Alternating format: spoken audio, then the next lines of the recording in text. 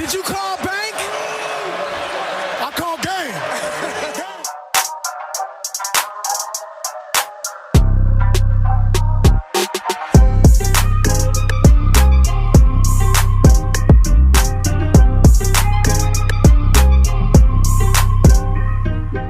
What's good, podcast world? At this point, you already know what it is, man. Charge It to the Game Sports Podcast is in the building. The crew is in the house. What's good, fellas? What's going on? What's up? Charged up for the week. Draft week. Let's go. Draft week indeed, man. Big things coming right around the corner, man. Draft is going to be on Thursday night. NFL season's right around the corner, man. Cannot wait. Cannot wait for the NFL draft. All the off-season moves, and then ultimately getting people back out on the field and playing, man. So this show, we got a great show ahead for you guys. But a brief synopsis about how our next few shows are going to shake out, right? So our next show, we will not be recording a show Friday. So Friday's show, do not look for us on Friday. Our next show will be out on Thursday. Due to the NFL draft being on Thursday night, we will not be recording on Thursday. We will be recording on Wednesday night, and the show will be posted on Thursday. So Thursday will be our next show. We'll give our mock drafts then, our opinions on teams' draft needs and things of that nature. But as far as today's show goes, we will be talking NFL draft, some of the rumors that you guys are hearing, some of the players that might drop.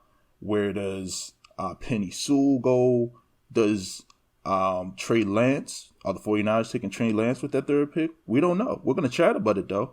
And then ultimately, Sunday's show, which will be posted Monday, we got a great show for you guys. Very special guest, University of Brown, Division I college, Ivy League school football coach William Edwards is going to be joining us to give his experience on coaching at all levels, high school, college, NFL. He's coaching at Brown University now, which is an Ivy League Division I university. So he's going to be talking about his coaching experience, being a black coach, and just overall, just his coaching knowledge and playing experience. And then for anybody who's listening that has high school kids that ultimately want to get their kids to that next level, he's going to show us how you can do that. If you guys want to send some of your highlight films, if you have a young son that has aspirations of playing college football at the Division I level, you think he's ready, shoot your highlight tape over to his email, which is William, and it's spelled just basically the same, WILLIAM_Edwards 1, the number 1, at Brown EDU. So reach out to him, and when you send that over to him, put Charge It to the Game Sports Podcast in the title, and either let him know your relation to me or the show, so that way he can clear that and be on the same page as well. So he'll be coming on the show next Monday, next Monday's show. But let's get straight to it today, fellas. So NFL draft talk today. And then we're also going to be talking NBA. We're going to be talking about the red-hot Washington Wizards. Winners of 7 straight. And then close the show out with bets. So let's dive straight into it, man. Man, fellas, that was long. You going to breathe? Breathe, bro? Yeah, I got to, man. I got to throw it out there, man. Like I said, we getting more important growing day by day, man. So let's talk a little bit about the NFL draft, man. I guess, how you guys feeling about this draft? A lot of big name players and teams need pieces. What do you guys? What are some of your guys' opinions on the draft that's coming up? Oh, yeah. So you want to go ahead and start off? I'm fired up. Let's get to drafted. I mean, it's rumors that's like crazy. Teams, misinformation campaigns. Let's get the draft going. I mean, I think it's quarterback heavy. So based on all the talk, this is supposed to be one of the better quarterback drafts in recent memory. So this is going to be, anytime there's quarterbacks involved, I mean, it's make or break. I mean, just look at the Bears with Trubisky. Oh my God. I mean, he's a backup on the Bills now. He emphasized that he's a backup on the Bills now. That's funny that's to me. crazy. Yeah. Number that's 3 crazy. pick, ahead of Mahomes, ahead of Watson. Come on, Chicago. That's why scouting, your scouting department, your general manager, somebody dropped the ball. I don't know who made that pick. Ryan Pace, the GM, and he is still the GM. Fucking So, bum. If I'm a Bears fan, he's a fucking bum. He's gonna get You do that. another chance this year. He's still there after making that kind of mistake between him and between the coach, and they're still the decision makers in Chicago. That's crazy. It is absolutely crazy. Any other places, he would have been out there on the street like a fucking bum. And then now it compromises them this year because they know that their futures will be based on how they do this season. So they don't want to go with another rookie quarterback. That's why they settle on Andy Dalton. Yeah. Because they're trying to win, at least try to make the playoffs again to save their jobs. I agree. And I think what the biggest thing with the Bears for me, man, like, I just can't believe that they really took Mitch Trubisky. You took him, you drafted him, now you move on. And it's Traded up to get Mitch Trubisky. I forgot about they traded up. Yeah, they traded That's up amazing. something serious. Yeah, I mean, you traded draft capital, or I don't know if they traded players, but yeah, you moved up. You traded future draft picks for a quarterback that is no longer on your team, and you handicap your organization because you could have had one of those guys. You could have had Patrick Mahomes in the building. Some of these other quarterbacks, or even skill players. I mean, Mitch Trubisky is a bona fide scrub. Like, and now he's like my man Z said, he's a backup for the Bills now. But I think the biggest thing for Chicago, like you said, they got Andy Dalton. I don't see them being in range to take a top tier QB unless somebody falls, right? Just because the fact that, like you said, they got a shot at making the playoffs in that division too. I mean, you got the Vikings. The Vikings, I mean, they can beat the Vikings. They can definitely, for damn sure, beat Detroit. And I mean, you really got to worry about Green Bay, but they play Green Bay pretty tough. Chicago does. I mean, you got that defense. You still got Khalil Mack attack. You got Akeem Hicks. You got Eddie Jackson on the defensive side. The defense is set in stone. Oh, and you got a solid linebacker in Smith, Roquan Smith. So he's coming downhill to smack you and knock your helmet off. I mean, for Chicago, their biggest thing is putting a solid, some playmakers around Andy Dalton and seeing what he can do, in my opinion. Look, when you analyze that trade, so the 49ers got a third-round pick in that trade in addition to the first-round pick, which they eventually traded to the Saints, and the Saints chose Alvin Kamara with that pick. Yeah. Wow. Yeah. A game changer. Franchise player. Franchise running back. Alvin Kamara. I mean, you scored, 20 touchdowns as a running back? He was in the MVP running? I mean, you telling me in Chicago passes on... And then the 5th-round pick ended up being George Kittle, the tight end. Wow. For Trubisky. Well, I'm gonna be honest with you though. That is true, but at the same time, that scouting department is so trash they wouldn't even pick those players. So you're right. Yeah, they probably would have been. Wow. They would have took somebody who's probably out of the league by now. So not only did they trade to get Trubisky, made a bad pick with Trubisky, but the 2 picks they traded ended up being two. Well, they traded 3 picks. One was Reuben Foster, who ended up being had domestic violence problems out of the league. Linebacker, right? Yeah, the linebacker. Then the other 2 players are Alvin Kamara and George Kittle.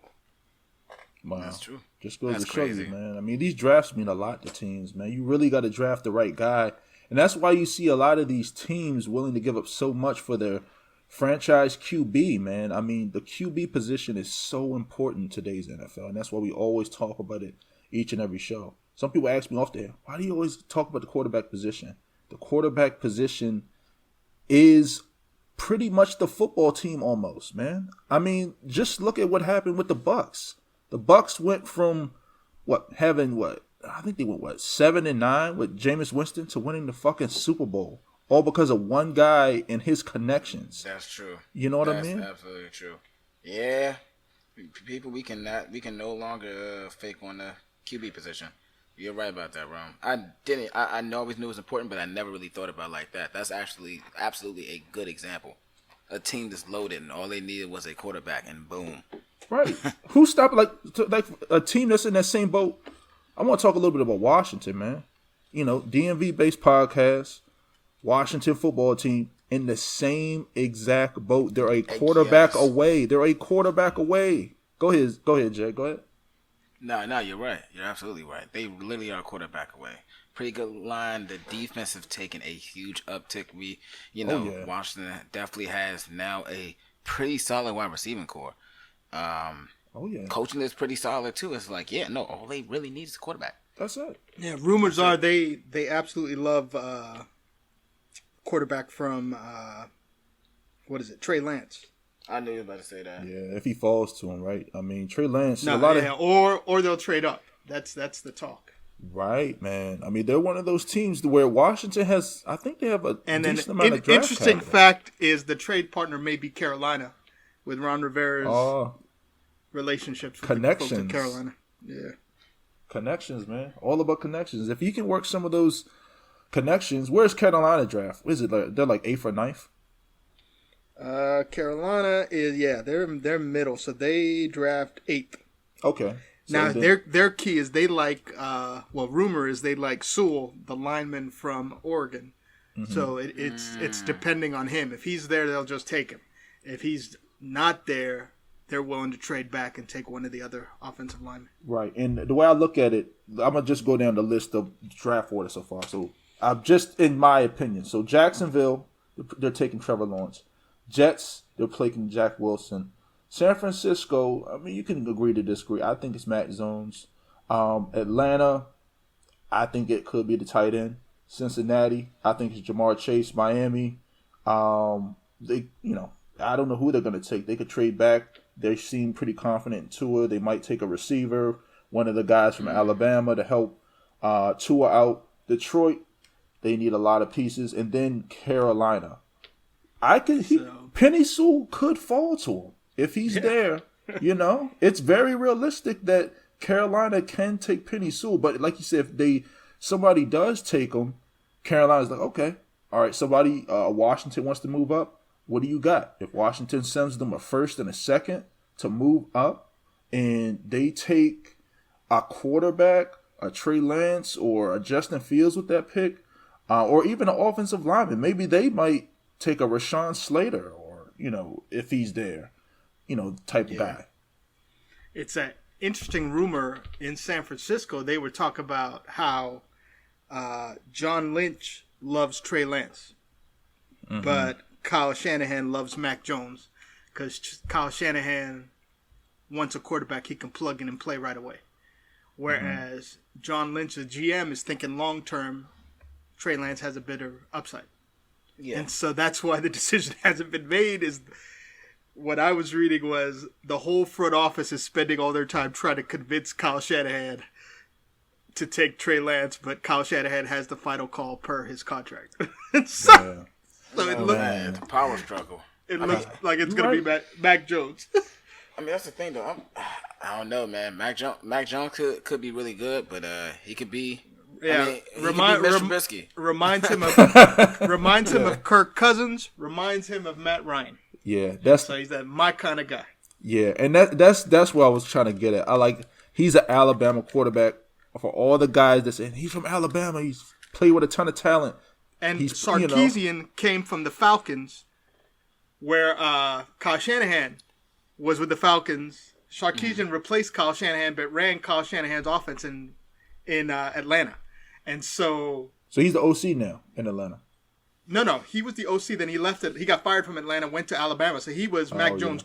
He was Mac Jones' coach, offensive coordinator at Alabama, running Kyle Shanahan's principles of Kyle Shanahan's offense for Alabama. So he came from Atlanta. Kyle Shanahan came from Atlanta when they took him to Super Bowl, and Mac Jones had the benefit of being coached by Sarkisian.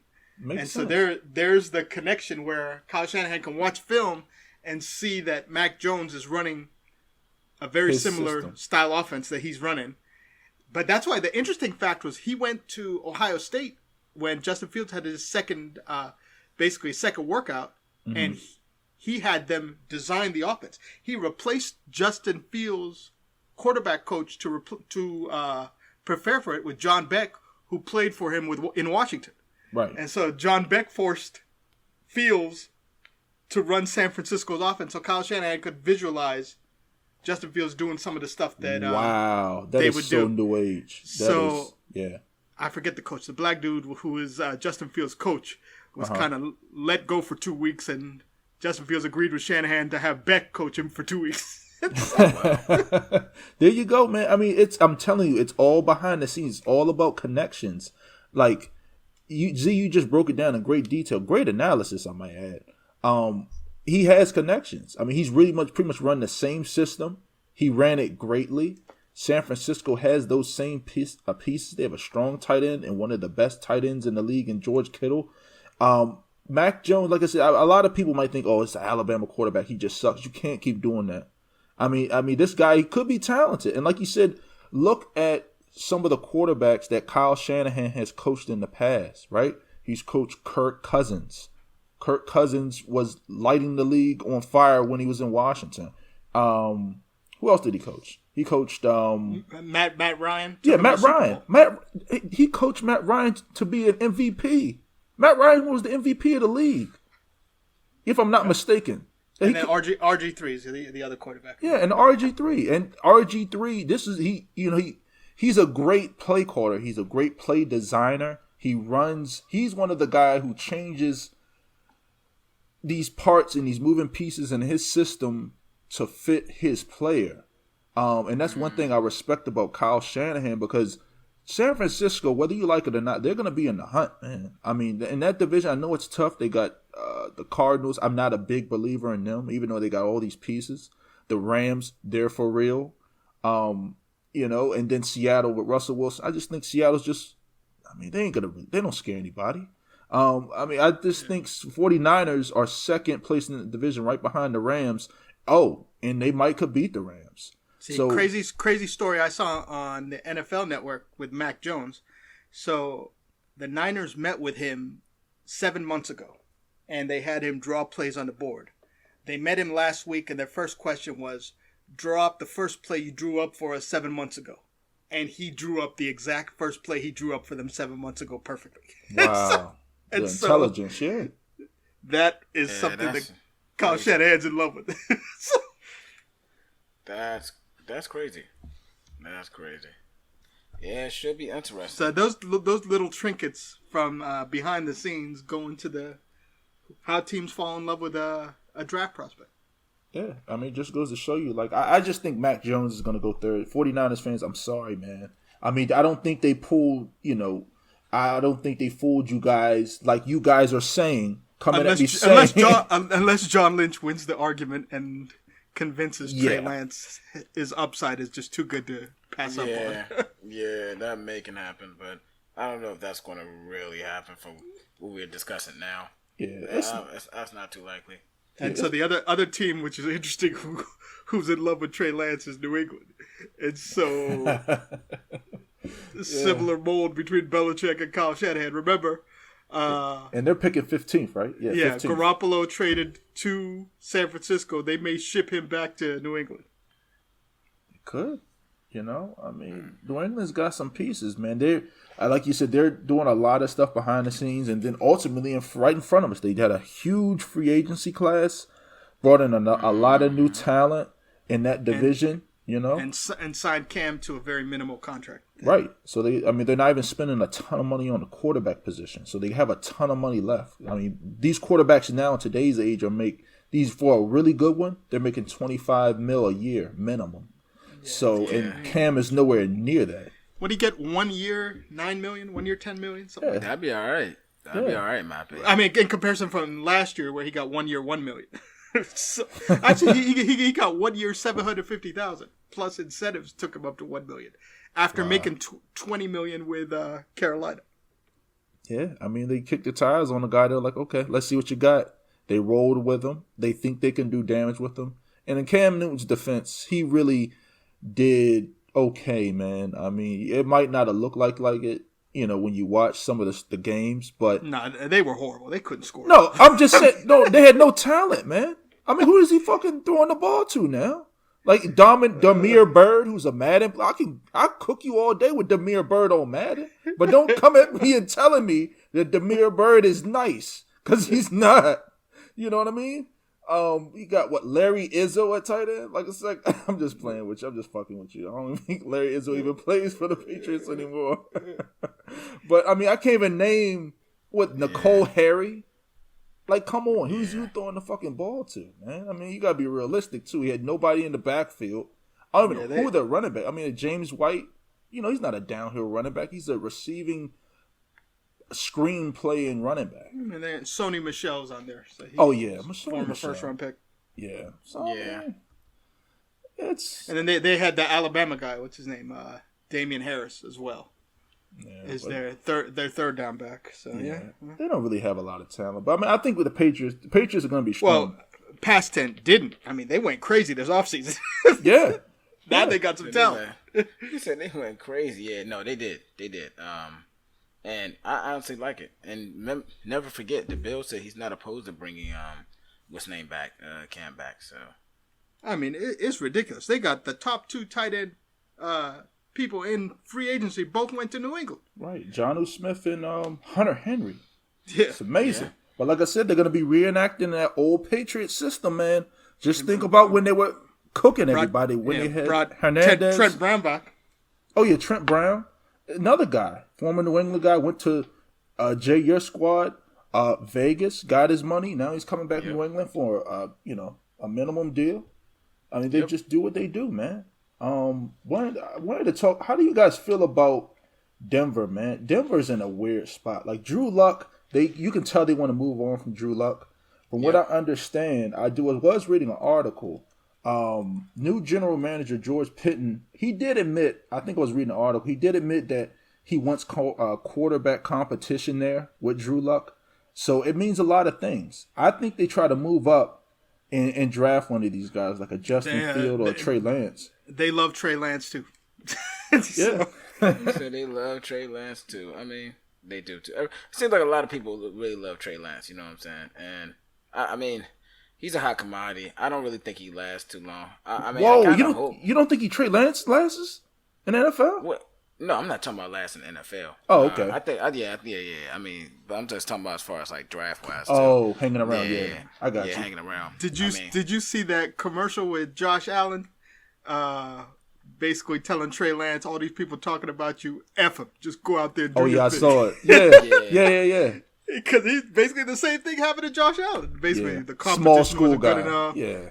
Big guy with a big arm, and he was getting trashed by the draft people because he played at a small school. I know, man. It sucks because I mean, look at some of these small school guys, man. Look at AB. AB went to a small school. I forgot where the fuck he went. Central Michigan. Yep. Yeah. I mean, who wants when a kid goes to college? Who raises their hand and say, "I want to go to Central Michigan"? He was teammates with J.J. Watt as freshman at Central Michigan. Wow, J.J. Watt, another guy, amazing man. But he was their tight end, and AB was a receiver. That's so strange. And went back home, walked on at Wisconsin, and the rest is history. They moved him to defense, and the rest is history. The rest is literally history. Yeah. No, that's crazy. That's crazy. Man, I mean, I think Denver. I think they're gonna probably move up. They have draft capital. If a quarterback that they like starts to fall, they have draft capital. Man, they got a lot of draft picks. I think they got an early second rounder. They got 2/3.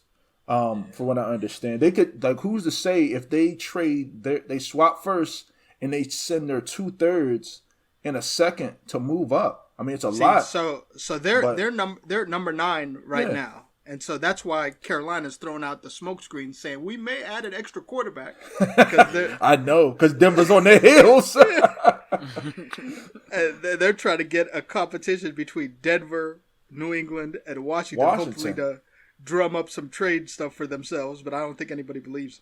Yeah, I mean, I don't think anybody believes him either. Honestly. I think some of these guys choke. The thing is, man, quarterbacks are a dime a dozen in this league. If they're throwing out that smoke screen, somebody might give them a lot of draft capital, or even a solid player, to move up and take their guy. I mean, I've seen it happen a lot of times where I think the Falcons a long time ago, they sent the house, if you can remember. Remember when they took Julio Jones? What did they give up? It was something crazy. People like, when you sent all of that for Julio Jones, a receiver? Like, yeah, I think it was 2 first-rounders. Yeah, people were saying they're stupid. But check this out. What has Julio Jones done over his tenure in the NFL? He's only been, one of the top, 1 or 2 receivers in the league, in my opinion, in the past, 10 years? I mean, a consistent guy, big, fast, explosive. He'll stiff arm the hell out of you, and he'll smoke you. So, I mean, it just goes. Smoke you. Oh, he'll smoke you. And then looking back on it, so for the Julio Jones trade, Cleveland ended up taking Brandon Weeden, quarterback. He said Brandon Weeden. He sucks. With the other pick they got from Atlanta, they took Greg Little, the receiver. Wow. And then they took fullback Omar Morensic from Stanford. Who took these guys? The Browns? Cleveland, yeah. So that was Cleveland. The 3 picks they got for Julio Jones. Man, Cleveland, they just had bad picks. Greg Little was washed up. He was trash. Who was the other guy you said? Brandon Weeden, the quarterback. Brandon Weeden, the sorry. Oklahoma State. Yeah, and he used to play baseball, right? He decided, he was like, okay, I'm a Major League Baseball player. Oh, I want to play quarterback now. And Oklahoma State, right? Yeah. Yeah, I remember him. I mean, he didn't really do much. He was he played sparingly, had a short career. He didn't really do much. And then the Falcons moved all the way up to take Julio Jones. Wow. See, there you go. So they moved up from, number 27 to number 7 and picked Julio. Wow. I mean, what do you got? I want to talk a little bit about Baltimore. So Baltimore, man, we all saw what happened this week, man, with the trade over Orlando Brown. And, I mean, it's kind of a backstory to it. So, I'll go ahead and throw it out there. So Brown was ultimately traded from the Ravens to the, runner-up, Kansas City Chiefs. A lot of people out of Baltimore are saying it's a dumb move, and a lot of people in the NFL that watch the NFL sparingly are saying it's a dumb move. And people can correct me if I'm wrong, but Baltimore had to do it, man. Baltimore had to do it because he was unhappy. I think he was coming to the end of his rookie contract. You were going to have to pay him. You were going to have to do the whole tag thing and sign him. But ultimately, you're getting a first-round pick back. You know what I mean? He wasn't going to sign anyway. He didn't want to be there. Ronnie Stanley got hurt. Orlando Brown replaced him at left tackle, if I'm not mistaken? No, he was the other tackle. Right. They were the two. So they paid. But he got Stanley hurt though, right? Year. But they got hurt though, right? He got hurt the 2 days after he signed the contract against the Steelers. He was out all season. He was out all season. Yeah, torn ACL. But he took over for him at that blindside spot. And he said, now I'm no longer a right tackle, I'm a left tackle. But Ronnie Stanley's coming back, and so he's like, I want that left tackle money. And a lot of people that watch the NFL sparingly or really don't know what that means. That's big dollars for Orlando Brown. That's big dollars. I'm telling you. That is. You know what I mean? Right tackle is a position where it's in most quarterbacks are right-handed. So you can see who's coming around the right tackle. You can step up and move. That left tackle spot is the blind side. So if you don't have a solid left tackle, that's how you end up like Joe Theismann. Remember when LT what he did to Joe Theismann? When he broke his God. do you want to relive those days? So the left tackle is very important. It's really, to be honest, probably the second most important position in football behind quarterback and maybe defensive end. So but interesting move. They hosted Alejandro Villanueva yesterday and didn't sign him. Right. Let him leave without signing a contract. So that's your old boy, man. That's your boy. Good riddance. They can have him. He said good riddance. But I can't believe they didn't sign him. Was he that bad though, man? Oh my gosh. He can't run. Wasn't he doing the USAA commercials? USA. No, yeah. I remember that. Yeah, his story. He was a wide receiver at Army. Steelers got him Steelers got him and taught him how to be a lineman. Signed him because he was 6'8". So they signed him on their practice squad and spent 3 years teaching him how to be a lineman. and he eventually became a Pro Bowler. That's amazing. That's when Mike Munchak was the offensive line coach. Just speaks volumes about Munchak. But the problem, once Munchak left, Villanueva's decent in pass blocking situations, but he can't run block. That's why the Steelers could not run the ball. He cannot run block at all. He's weak. I've seen him. He's not even built to run block. He's more of a pass. He's athletic, and it makes sense because you said he was a receiver. I can't believe that he was a 6'8" receiver, wide That's receiver, amazing. At Army. That's amazing. And Tomlin was basically, you can't teach 6'8". He's like, he's nice clay. We could just mold him and make him into a lineman. Yeah, and so they did that. For all of you little guys out there who think you're fast, this guy converted from receiver to offensive lineman. In the NFL, right? In the NFL. So if you're little, you better be able to run. Quick fact. I'm telling you, better run. In a hurry. Yeah. But Baltimore, like I said, they had to do it. In my opinion, they had to move on from when he wasn't gonna sign. You were gonna have to do the tag. He was gonna be unhappy. He was gonna make it a nightmare for you, as an organization. So I think they made the right move sending him off. I wouldn't agree with sending him to your comp. Why would you send him to the Chiefs?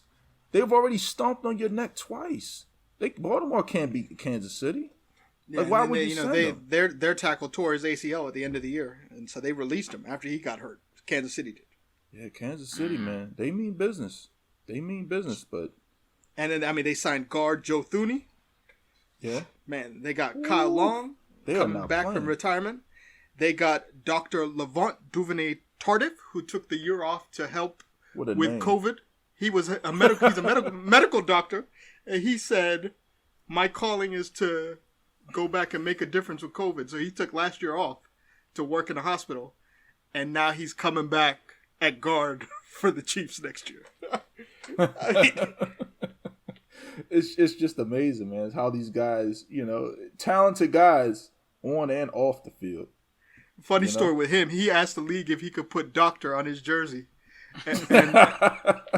And that's a flex. That's amazing. The league denied it. The No Fun League NFL denied his request. Yeah, they're gonna be like, what do you think this is? What's the little sport they used to put? Like, He Hate Me. What was that? Yeah. The XFL and shit, where they used to put like random names. You said the XFL, bro. Stop it. How did we get here? What's his name? Rod Smart. He Hate Me. Yeah. Oh gosh. Running back. The fact that y'all know. No comment. He ended up playing for Carolina for a few years. Yeah, he did. After the XFL He Hate Me fiasco. Yeah, I remember that, man. That was funny. That was short, quick little fact. Jay, talk to me about Vegas, man. I don't really follow Vegas too much, but what are they looking at doing in the draft, bro? It's kind of a mixed bag right now. Mm-hmm. I think we're gonna go offensive tackle. Okay, I can see that. The tackle from Virginia Tech, actually a Maryland native. Oh, really? Yeah. I forgot his name already. Slipped my mind. I know it, but I don't know why I'm having like a cloudy mindset. But no, we're looking at that. We're also looking at Christian Darrisaw. Christian Darrisaw. And we're also looking at the linebacker. It's hard to pronounce his name. Maybe put him at N. Shoot, they might be able to get Parsons from Penn State. Yeah. Parsons is being discussed in like the Raiders 17 Vegas community, but it's like Mika. When we got Corey Littleton, that they had a rough season last year, but I think he's actually a very good linebacker from the Rams. I think it was just our defense. And we got Nick that you spoke of earlier. I don't know if it was offset. Yeah, I think we're from pretty WVU. Solid. Yeah. I mean, he's a special teams demon, third down linebacker. Played a bunch of years in Chicago with the stalwart on their defense. Yeah, I agree. He's just a solid, second backer who won't make any mistakes. Set up the defense. They need an impact player next to him. Yeah. I mean, that's what Corey Littleton steps in for. He just had a down year, in my opinion. Okay, so you think he just had a down year? You think he'll have a solid? Because that was his first season, right? Yeah, that was the first season with us, and we just got Gus. And you had, so it's like, you just got Gus, and then COVID was you had COVID. He came in at the spare. There was no off season. He had to really pick up the playbook, and for linebackers have to know everything. You know what I mean? Yeah. It's not like defensive line where they just say slant here or you go here. No, you have to know. You got to check. Is he a middle linebacker or is he outside? He is a middle linebacker. Yeah, of course. there you go. I mean, the set that we're gonna run is we're gonna go now. We're going from the 4-3 probably to the 3-4. We'll see what's gonna happen, but I'd rather have Corey out in the open because he's definitely one of the faster wide receivers. I mean, not wide receivers. I'm sorry, faster linebackers. Right. Yeah. So I'm kind of good with that linebacker. Even though I like Mika, I kind of don't want to pass up on him, but it's like at the same time, that may be up for. I wouldn't be mad at that pick. But I mean, I wouldn't be mad at that. Pick. Hey, it's hard to be mad when you draft a guy who runs 4.3 at linebacker, bro. That's what I'm saying. That's what I'm saying. It's like Devin White. We don't need him. Yeah, but 4.3 at linebacker. That's like, I'm not saying he's gonna be Devin White, but those are Devin White numbers at line. What if he's better than Devin White? Mm-hmm. What if he comes downhill and starts knocking people's helmet off and standing over and flexing on people? Then what? Just look for comparison. Devin Bush was a 4.49. I mean, and he seems fast in the NFL at 4.49. Exactly. So imagine Parsons at 4.3. Imagine that, Jay. And then you sitting there, you watching his, he's standing over people knocking their helmet off. He's flexing on them, and you flexing in your living room. You already know what it is. You're not going crazy. Right. I go crazy. Yeah. I wouldn't mind that. I absolutely wouldn't mind that. It's like I said, I'm not mad at it. Yeah, I like it, man. I mean, Vegas, like I said, they're in the division. The thing is, man, they were the only team in the NFL other than the Bucks to beat Kansas City. They got Kansas City's number. They know what to do with him. Do. Carr can get hot. He's hot and cold. Yes. He reminds me a lot of Matt Ryan. Matt Ryan, you can't say too much bad about Matt Ryan. He's a former league MVP. He will get hot on you, but when he will get cold on you too. I think I love right. He will. He will. I'm just saying. And Jay, I mean, like I said, you can correct me if I'm wrong. When Derek Carr is hot, man, he's hot. You know what I mean? I remember when we played y'all last year. He threw like 3 or 4 touchdowns. We couldn't stop Oakland. I'm about to say, 4 touchdowns. Yeah, he 4. Wow. Yeah. I don't know. From my perspective, I think they need a corner. They need DBs. Yeah. Every time I watch Oakland, you're seeing people run 50, 60 yards down the I knew you were going to say that. Safeties. We need some safeties. They were the best team to bet the over on. You see an Oakland game, bet that over because you know there's going to be points. Relax, all right? I need your exposeness. I love the Raiders for totally different reasons. Hey, give me that money. Long as we winning money, man. You know what I'm telling you? Look, I ain't mad at you. All the way to the last second, man. Remember, what was it again? The Miami game. Yeah, that over go cash every time with the Raiders. Yeah, it does. They need to get some corners. I mean, I think if I'm just from an outsider view, just looking at it big picture, I don't think they can get anybody though. Like, where did they pick? I mean, Vegas picks 17. They can get a guy. Caleb Farley might fall to him, man. I'm not worried about that though. I'm not worried about that. But bro, y'all defensive backs are suspect. Like me, like one of us can probably go out there and play a corner for them, man, in zone, not man to man. So corners, let's say, okay. So Patrick Surtain is probably the best one. He is. And then J.C. Horn, another legacy player. He's a real good corner too. Joe Horn, probably number 2. Yeah, Joe Horn. New Orleans Saints? Yep. Yeah. And then you got, let's see. I mean, Greg Newsome from Chicago, from Northwestern. Oh, I love Greg Newsome. Oh man, decent corners. Buccaneers get him. Replace him with Carlton Davis, please. I just think Raiders need to do something. Some speed on defense. They need speed on defense. I'm not mad at that, but then at the same time too, like we don't have like safety. I mean, we got Carl Joseph now and Abraham, but they're both box safeties. Yeah, and he's a liability. Abraham is a box safety, though? I thought he was more of like a rangy, or he just... they're both the same strong safeties. They come. He come down and lay that boom. That's why he always injured. So, but no, I think corners. What we got? Trey. I think he's our only good corner. Then we got the guy. Ohio. Yeah, Ohio State. Yeah. Which is crazy. They signed Ohio State's fourth corner, or they drafted him in the first round. He was the fourth corner on the Ohio State team. Didn't even play, and he became a first round pick. He was number 3 at Ohio State. But yeah, Raiders. I'm about to say yeah. Raiders took him with a number 1 pick. Why? And, well, hold on. Well, to say he didn't play is a little bit of reach. He ran a 4.3. Well, yeah. I mean, he was behind. Who was the guy? The corner Detroit took. Yeah. He was, but he's ridiculous. That's okay. That's okay because he's ridiculous. Yeah. But no, I mean, Raiders took him because no matter what, throughout the whole season, no one ever scored a touchdown on him. Yeah. What, in college? That's the thing. Or just in college? College. Who's the corner? What's his name? Let me figure out the full name. Anyway, I forget it. He was number 3 at Ohio State. He was behind Jeff Okudah, who was the stud. Right, I remember. Yeah, he was right behind. But I thought he was 2 at Ohio State. He might have been a nickel or the dime. Yeah, because that's the thing though. I think that and he played pretty injured for the most part, right? Oh, okay. So it's like it's like you had a cast the whole time. It's like I don't know, and it's the first year. You coming in, Damon Arnett. Yeah, his father played in the NFL.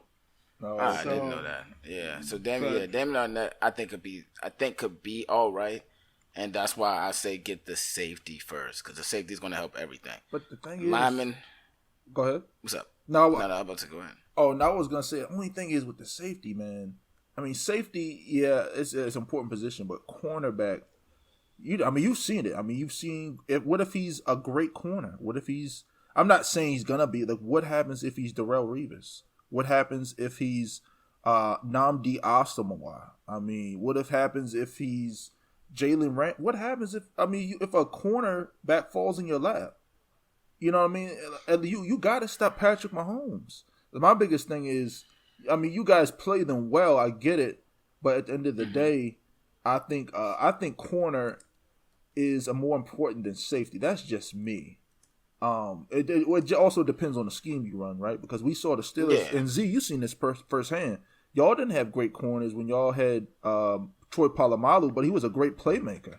Yeah, he covered up for the weaknesses of the corners. Oh my God! Like him blitzing and jumping over linemen and getting that's sacks. The one thing with the Steelers, they can't draft a corner to save their lives. Then they can find all pro receivers in the 5th round, but they can't get a corner.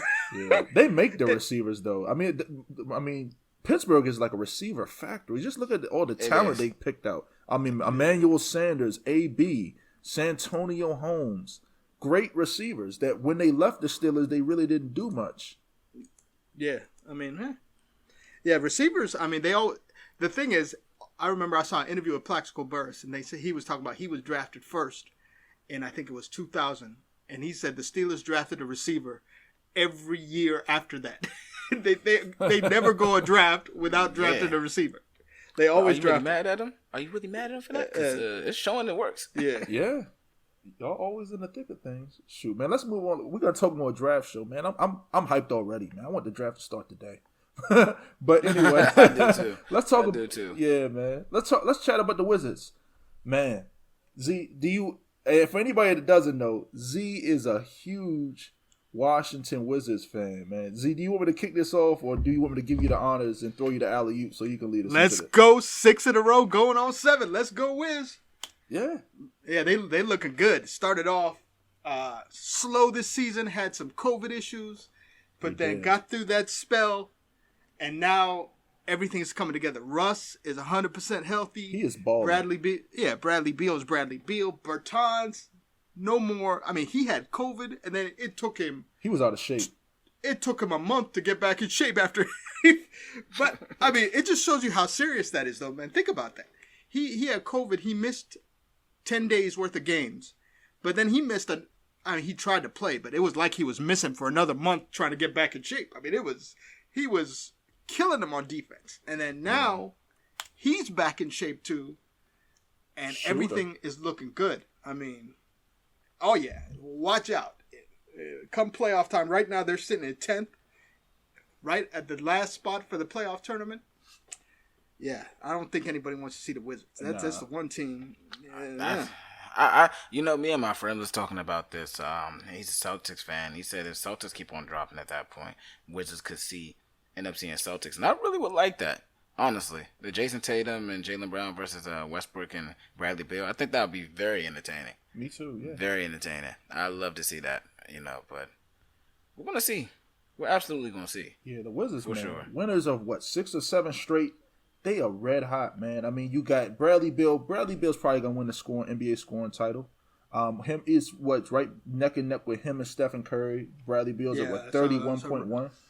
Yeah, so right now he's a half point behind Steph. Yeah, so I mean, I ultimately think Bradley's going to win his first scoring title, which is great to throw Washington on the map. And then Russell Westbrook is crazy, man. Like I love Russell Westbrook. I don't like how he takes a lot of high volume shots, but he plays hard every night. He's leading the Wizards in rebounds. He's averaging 11 rebounds per game as the point guard. He's leading them in assists at 11 per game. He's the leading steals guy. He's getting a steal and a half per game. And then from when I look at it, their scoring breakdown goes as follows. So Bradley Beal's giving him 31 a night. Russell Westbrook is giving him 22 pretty much. Thomas Bryant, he's out. He was giving him 14. Rui, he's having a decent season. Z, I wanted to ask you, what are your expectations and what have you seen so far from Rui, man? I mean, the power forward. Do you think he's been on track, or do you think he really needs to step his game up? I think they say he's averaging 13.5. I think he has to get to that 18 to 17 number, but what do you think? So he's had injury issues.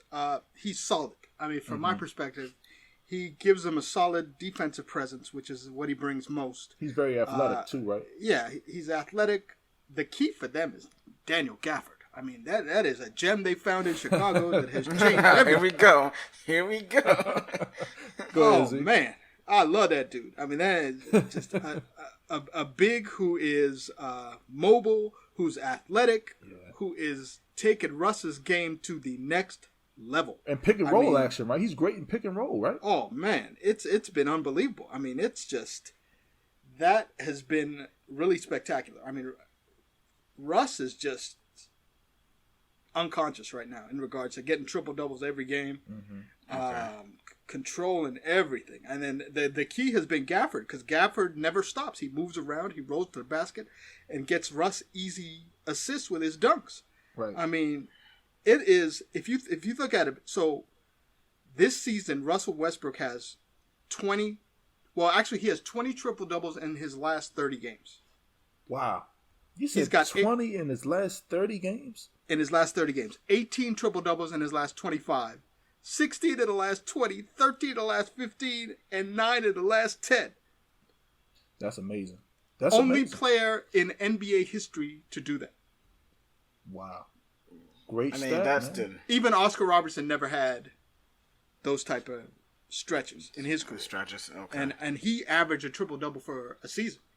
Yeah. Just like Russ. Russ is the only one to do it. But Russ's numbers, ever since they got Daniel Gafford, it went up. Man, I mean, it's like he no longer has to worry about Mo Wagner missing layups and messing up his assist number. Oh God, you are Mo Wagner was he was trash, but you think he was serviceable, dude? No. Do I think he deserved the back? Dude was missing layups and dunks, bro. He was missing layups and dunks. This ain't the playground. It's the NBA. Like everyone has missed a layup or a dunk before. Bro, and you can miss layups and dunks. Yeah. If you in the NBA, you better not be missing the motherfuckers. You're 7 foot tall. You can't make a dunk. I mean, come on. Right. All right. He getting hung by the rim, bro. All right. 7 foot getting hung. But, I mean, it's just, I mean, that. Shout out to Tommy Shepard, the GM, for that trade with the Bulls. I mean, it's exciting times in Washington. Now we got fans who can go to the games. Man. Let's go. Playoff time, here we come. Yeah, I don't see nobody wanting to play Washington, man, in that play-in game, because they are hitting on all cylinders right now. Like you said, Bradley Beal he's the best scorer in the NBA right now. Then you add Russ, who's giving him a triple-double and a 20-point score per night. You got Rui, who's helping out.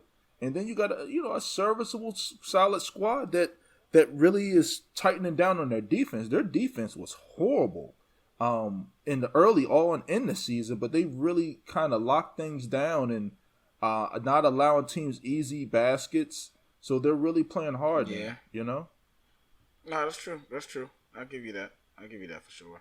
Yeah. I mean, I like what the Wizards are doing. We're gonna see what's gonna happen. And, all in all, I mean, low key, they matched up well against Brooklyn. They're the one team who's giving Brooklyn challenges when Brooklyn was fully healthy and had everybody playing. Right. Because Russ has that personal beef with KD. So every time they play Brooklyn, Russ gonna show up. Russ gonna show if up. it's any game that he's gonna show up for, it's that game. Because Russ is that dude, man. I'm telling you, I love his passion, his energy. I like how he gets at dudes. You know what I mean? I don't like these guys. Like I said, I like when people really go at each other. I don't want you shaking somebody's hand, saying good play and all of this and that. Get chippy, man. You know what I mean? The league is already soft enough. I'm just so happy for Bradley Beal because he has a sidekick who brings the same type of energy. Yeah. For years, it was just Beal giving 110% and everybody else just showing up, collecting the check. Yeah. I mean, it was brutal. Yeah. What do you think with John Wall? He had John Wall, though. John Wall wasn't Westbrook, though. But out for the year? I mean, John Wall was always hurt. Yeah. I will say that. Dude got hurt slipping and falling in his bathroom. That is a terrible way to go out. Imagine Bradley Beal getting that information. Wall's out for the year again. What do you mean? He slipped and fell in his bathroom. That's a rough way. After having ACL surgery on his right leg, tore his ACL on his left leg, slipping and falling in the bathroom. You gotta stop shining them floors so hard. Shout out to his cleaning crew. The floors might have been squeaky clean. You know? And then after he got the Supermax deal, I mean, I couldn't believe the Wizards somehow got rid of that contract. I mean, thank you, Houston. But now, what you should be thankful for, though, Z, is that you already know how me and you felt about Mahimi. He was some shit. And still not in the league. Collected his last $17 million last year, and nobody signed him. They just cut him. They just cut him. No, the contract ended. They had to pay him. So basically, he was getting 18, 17 a year for what, 4 years? Jan Mahimi was getting that much? Oh, yeah. Jan Mahimi was getting 18 a year. He was like... Oh, yeah. JD hitters? $18 million a year for Jan Mahimi. I always thought he was a scrub, and you know who else I always thought was a scrub? Thomas Bryant. And then the worst thing about the Mahimi deal, Wizards that offseason, so they were putting it was the year they were trying to get KD. And everybody thought KD was considering coming home, and then he ended up going to Golden State.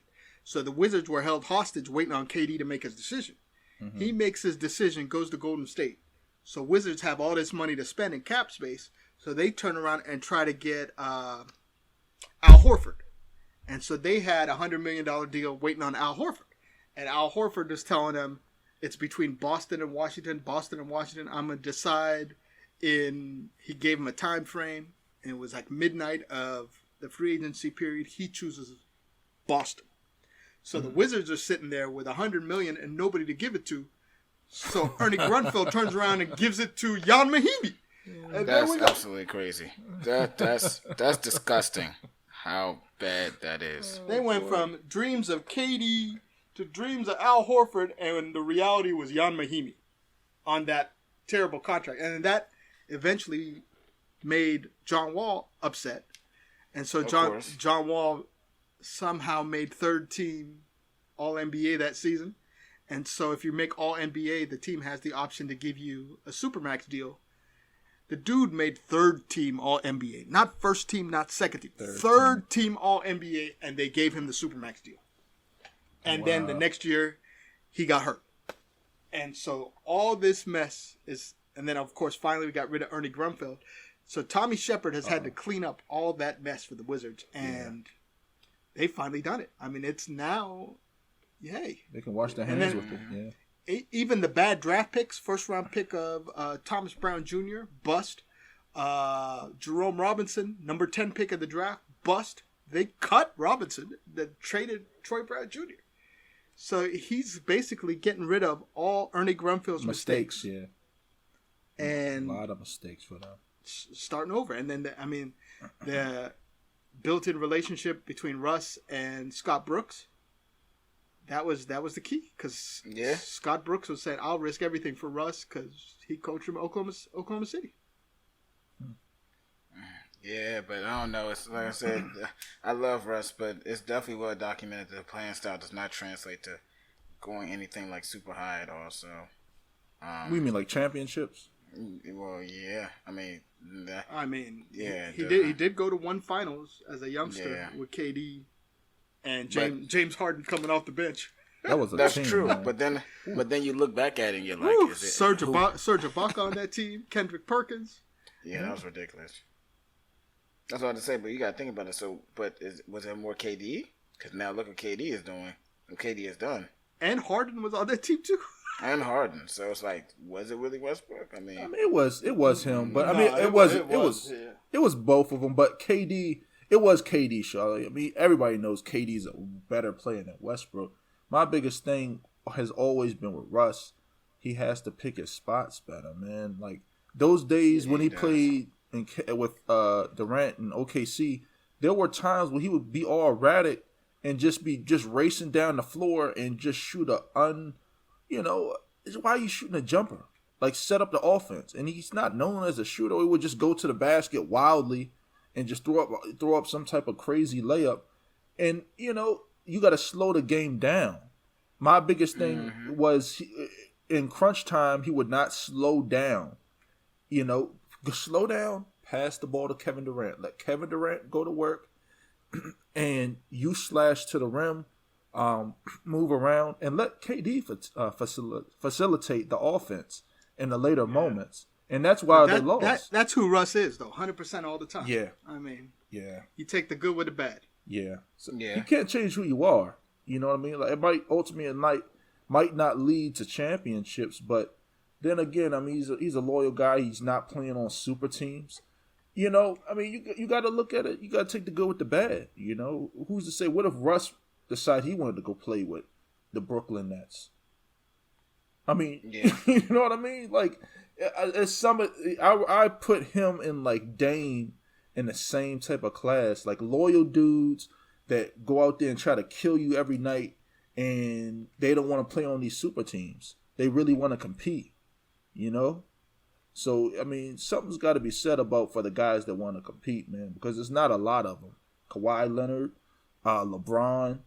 I mean, like I said, they're ballers, but ultimately, they try to chase championships, and I get that. That's what you want to do, but you also want to have some type of competition. You can't be trotting, all-star teams out there like the Brooklyn Nets, man. I mean, it just takes away from the game for me. I just don't like it. But I mean, like, I mean, they just need a third piece. I like their pieces though. Like I like Rui. I like a few people that the Wiz have. They're not a bad team. Yeah, they're a lot better than what it looks like they are. You know what I'm saying? Honestly, in my opinion, on paper, yeah. Right. And then especially this year with the plan for the playoffs, it's perfect for a team like the Wizards. You could have players miss 10, 15 games, but you still got a chance to play in the play-in tournament. Yeah. Yep. All right, fellas. Let's close out with bets, man. So bets, guys. We've been kind of really giving you guys a lot of solid bets, man. I hope you guys are listening because we are winning money, man. I mean, Z gave you the fade OKC Thunder all fucking month. I mean, he gave you that. We still fading the Rockets. I mean, Jay, you had some nice ones that were spot on. And then me, and then me too, man. I mean, but even I did give you guys Portland on Friday. You guys give me a little backlash because they won by 1 point over the Spurs. But hey, if you took a money line, like I told you, you would have won.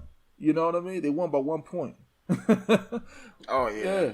Yeah. On Friday. Yeah. But I mean, any bets you guys are looking at for this, for this week? I'm not exactly sure just yet. I mean, well, as of Monday, I have Detroit losing to Atlanta Hawks, depending on how close that is. Another one that I'm looking at is I'll probably do the over with Phoenix Suns and Knicks, depending on how the over looks, because that's going to be absolutely bananas. Mm-hmm. What else do we have for Monday? Utah Jazz over Minnesota. That's an easy one for me. I would take that's Moneyline, of course, mm-hmm. and I would take Memphis Grizzlies over Denver Nuggets Moneyline as well. Okay. Actually, no, I'll take that back. I'm sorry. Back to backs. I'll take Denver. My apologies. I'll take Denver. Nice stuff. What you got, Z?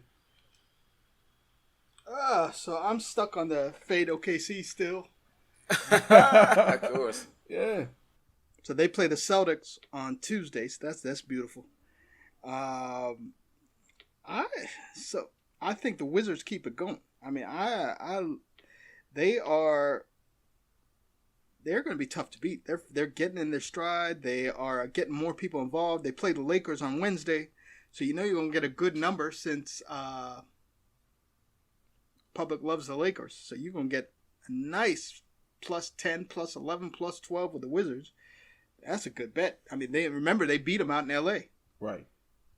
So I love that game. That stands out. My greasy Grizzlies, love them too.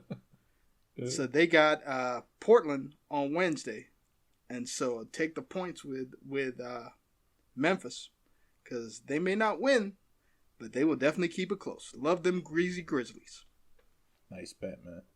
All right, so for me, man, I mean, fellas, I'm looking at a few games here, man. So, and one of them, I mean, I'm gonna just smash the button if there was one. You better get your money ready for this one.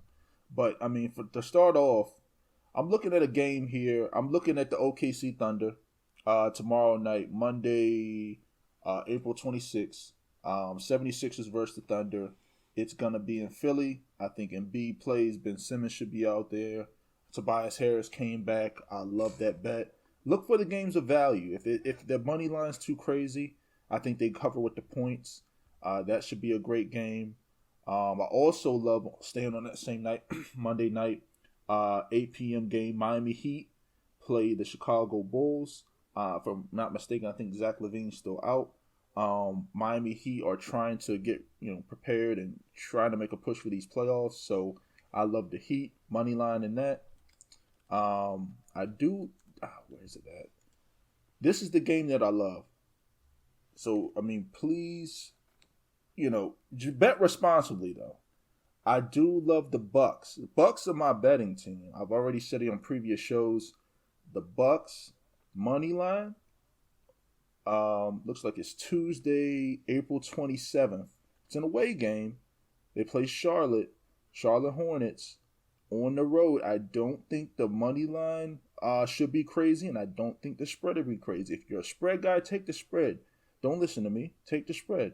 But for me, I love the money line. If Giannis plays, if PJ Tucker's now playing, it gives them another defensive stopper and a lockdown defender. And then you got my guy DiVincenzo, who's a solid player and a defensive, steps up to the plate defensively and knocks down threes. Brooke Lopez and those guys. I love that bet on Tuesday night. And then, was it Wednesday? Had a Wednesday bet too. The Knicks. New York Knicks. We just talked about them last show. Julius Randle and the Knicks playing Chicago. So I guess I'm almost on like a small semi-fade Chicago with Zach LaVine being out. I love the Knicks at home. 7:30 p.m. game. Wednesday night. ESPN special. I love them money line. So get your money ready for those two games. Bucks, Tuesday. Knicks, Wednesday. I love it. So, all right, fellas. Good show. Continue to support our show on all major platforms as always, and we see you guys in the comment section. We see the reviews on Apple Podcasts, Spotify, and all that good stuff. And then, like I said, our next show is going to be mock draft. We're going to be talking mock draft, giving our mock drafts ultimately talking where people are going to be getting drafted, things of that nature. And then look for us next Thursday, not Friday. Our next episode will be posted Thursday.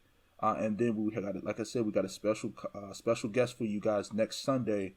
Coach Edwards from Brown University is going to be joining us. And if you haven't already missed it, if you made it to this point, maybe you skipped forward or skipped ahead, I'll put his information out there for any parents that have young sons have aspirations of playing Division I Ivy League football. Send his email out there, and you can send your highlight tapes into him. Again, I gave you the the spiel. Put Charge to the Game Sports Podcast in the title along with your son's name. Let them know your relation to me. If you need further information, I think for the most part you guys got my information. And then you guys can always hit us up on the YouTube page. And then ultimately our email is chargetothegamesports@gmail.com. But that concludes our show, and we'll see you next show, everybody. Take it easy.